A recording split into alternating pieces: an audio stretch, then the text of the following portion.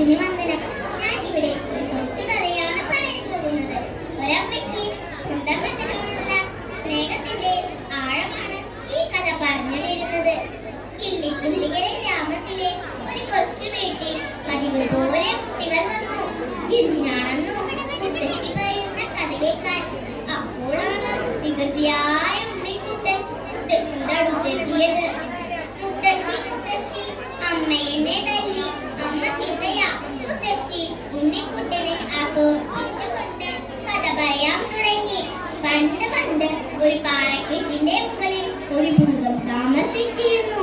വഴിപോക്കരെയെല്ലാം വഴി തെറ്റിച്ചു കൊണ്ടുപോയി വഞ്ചിക്കുകയാണ് അവന്റെ പതിവ്. പല രൂപത്തിലും വ്യത്യാസപ്പെട്ട് വഴിപോക്കരോടവർ നല്ലതും ആവശ്യപ്പെടും. പെട്ടെന്ന് അപ്രത്യക്ഷമാവുകയും ചെയ്യും. അപ്പോഴാണ് കബളിക്കപ്പെട്ട വിവരം ആളുകൾ അറിയുന്നത്. അങ്ങനെയിരിക്കെ ഒരു ദിവസം ഒരു നമ്പൂതിരി ആ വഴി വരികയായിരുന്നു. അപ്പോഴതാ പൂമരച്ചുവട്ടിൽ താഴെ ഒരു സുന്ദരിയായ ഒരു സ്ത്രീ നിൽക്കുന്നു. നമ്പൂതിരിക്ക് സന്തോഷമായി കുശലാന്വേഷണം നടത്തി. നമ്പൂതിരി ആ സുന്ദരിയായ സ്ത്രീയോടൊപ്പം മലമുകളിൽ പോയി. അങ്ങനെ പോയ നമ്പൂതിരിനെ പിന്നെ ആരും കണ്ടില്ല. അപ്പോഴാണ് കുഞ്ചെരുവിലെ മഞ്ഞേരിയുടെ കുട്ടി എഴുത്തു പഠിക്കാൻ പോയത്. നല്ല തങ്കക്കുട പോലത്തെ കുട്ടിയെ കണ്ടപ്പോൾ ഭൂതത്തിനൊരാശ. ഇതിനെ തനിക്ക് വളർത്തിയാൽ എന്ത്? ഭൂതം ഒരു പെൺകിടാവിന്റെ വേഷത്തിൽ വന്ന് കൊണ്ടുപോയി.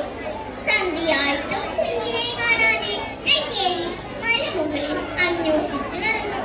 അപ്പോഴാണ് ആ വഴി വന്ന ചാത്തനോട് ചോദിച്ചു, എന്റെ കുഞ്ഞിനെ ഈ വഴിയിലെങ്കിലും കണ്ടോ ചാത്ത? ചാത്തൻ പറഞ്ഞു, പൂതമ്പരാട്ടിയെ മലമുകളിൽ കളിക്കുന്ന കണ്ടു.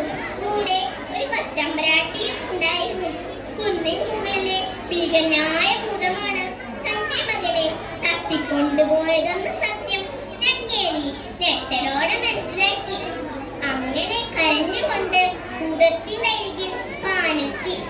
അല്ലയോ കുന്നിൻ ചെരുവിലെ ഭൂതമേ, എന്റെ കുഞ്ഞിനെ തിരിച്ചു തരൂ. കുട്ടിയുടെ അമ്മ എത്തിയെന്നറിഞ്ഞ ഭൂതം എന്തു ചെയ്തെന്നു ഒരു കൊടുങ്കാറ്റായി വന്ന് അമ്മയെ പിന്തിരിപ്പിക്കാൻ ശ്രമിച്ചു. നങ്ങേലി പതറിയില്ല. ഭൂതം പല പല വിദ്യയും നോക്കി. അമ്മ ഒരടി പോലും പിന്നോട്ടിറക്കാൻ ശ്രമിച്ചില്ല. അവസാനം ഭൂതം പറഞ്ഞു, ഇനി രണ്ട് കണ്ണുകളും സ്വയം എടുത്ത് എനിക്ക് നൽകിയ ഞാൻ നിന്റെ കുഞ്ഞിനെ തിരിച്ചു തരാം. പാവമമ്മ സ്വന്തം കുഞ്ഞിനെ കിട്ടാൻ വേണ്ടി അമ്മയുടെ രണ്ട് കണ്ണുകളും സ്വയം എടുത്ത് ഭൂതത്തിന് നൽകി. ഭൂതത്തിന്റെ സൂത്രം കേൾക്കണോ? അമ്മയ്ക്ക് കണ്ണു കാണാണ്ടായില്ലേ? ഒരു തെച്ചിപ്പൂ പിച്ചെടുത്ത് മന്ത്രം ജപിച്ച് മറ്റൊരുണ്ണിയെ നിർമ്മിച്ച് അമ്മയ്ക്ക് നൽകി. അമ്മ കുഞ്ഞിന്റെ തലോടി. അമ്മയ്ക്ക് മനസ്സിലായി ഇത് തന്റെ മകനല്ലെന്ന്. പെറ്റ വയറിനെ വഞ്ചിക്കുന്ന പൊട്ട ഭൂതമേ, ഞാൻ നിന്നെ ശപിക്കാൻ പോകുന്നു.